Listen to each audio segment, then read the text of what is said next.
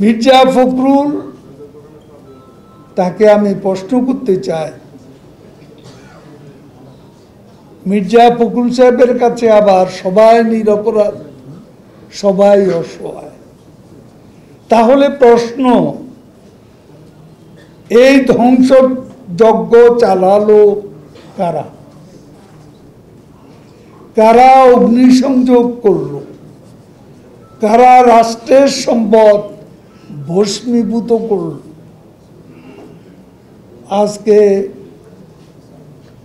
বাংলাদেশে যে নারকীয় ধ্বংসযজ্ঞ চালানো হয়েছে, এগুলা কারা করেছে?